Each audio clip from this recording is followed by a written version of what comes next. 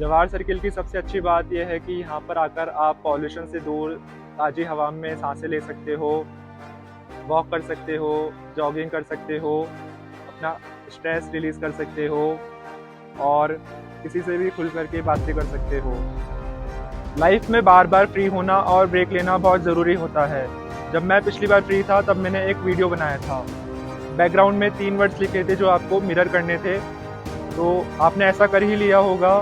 आपको पता लगा होगा कि वो 3 वर्ड्स हैं गुड वाइब्स ओनली। ये 3 ऐसे मैजिकल वर्ड्स हैं जो आपने अगर अपनी लाइफ़ में इम्प्लीमेंट कर लिए, तो आप हमेशा खुश रहना सीख जाओगे। ये एक ऐसी मैजिकल ट्रिक है जो अगर आप इम्प्लीमेंट कर लेते हो तो आप कोई भी मुश्किल से मुश्किल काम कर पाते हो। मुझसे भी कुछ सालों पहले किसी ने ऐसा कहा था और मुझे लगता है उनकी बात बिल्कुल सच साबित हुई। लेकिन चाहे हम खुश हैं या नहीं हैं, कुछ ऐसी प्रॉब्लम्स हैं जो फिर भी हमें आगे बढ़ने से रोकती हैं, तो उनमें से एक है हार्ट अटैक। जिम जाकर के फिज़िकल वर्कआउट करना अच्छी बात है, बॉडी बिल्ड होती है, स्टैमिना बढ़ता है, लेकिन ज़रूरी नहीं है कि हम अपने हार्ट के लिए भी कुछ कर पाएँ।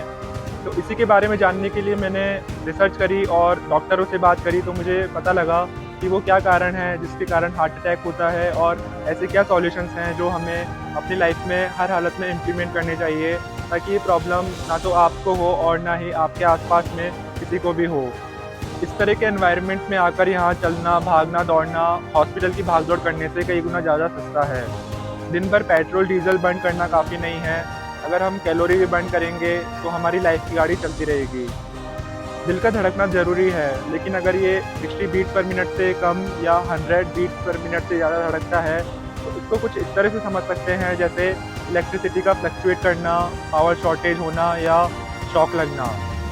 हमें करंट तब नहीं लगता जब हम अपने पैरों पर खड़े होते हैं।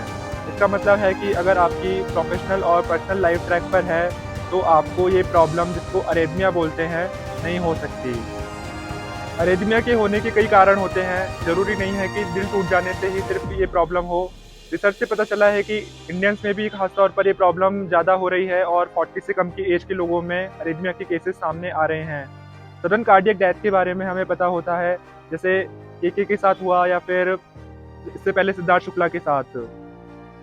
ग्लोबल डेथ्स का जो आंकड़ा है वो ये कहता है कि 15 टू 20% वर्ल्ड वाइड डेथ्स सिर्फ सडन कार्डियक डेथ के कारण हो जाती है 1 साल में। डॉक्टर्स की एडवाइस है कि अगर ये प्रॉब्लम होती है तो तुरंत जाकर के हॉस्पिटल में रिपोर्ट करना चाहिए, क्योंकि सिर्फ 1 घंटे की डेडलाइन होती है जो गोल्डन हावर माना जाता है। 24 हावर्स भी इनफ नहीं होते इस प्रॉब्लम से डील करने के लिए। इससे होने वाली डेथ्स में कमी तो आई है, लेकिन वो भी काफ़ी नहीं है। तो ये ज़रूरी है कि जब भी हम 1 घंटा भी अगर फिज़िकल वर्कआउट के लिए निकालते हैं, तो उससे पहले हमारी लाइफ़ कैसी है और उसके बाद हमारी लाइफ़ कैसी है, उसको हम एनालाइज़ करें और उसमें जो भी प्रॉब्लम्स हैं, उसको रिज़ॉल्व करें। लंबे समय तक काम करते रहना हमें फ़िज़िकली और मेंटली थका देता है। लाइफ़ में वर्क लाइफ़ बैलेंस नहीं हो और अकाउंट में बैलेंस ज़्यादा हो, तो वो किस काम का? डे शिफ्ट या नाइट शिफ्ट में ज़्यादा काम करना होता है और उसमें स्ट्रेस है और प्रेशर है, तो ऐसा प्रेशर हमें अपने पैरों पर खड़ा नहीं होने देगा, सिर्फ लड़खड़ाने को मजबूर करेगा। तो हार्ट अटैक से बचने के लिए जो सॉल्यूशंस हैं वो यही हैं कि आप वो चीज़ें करो जो आपको खुशी देती है।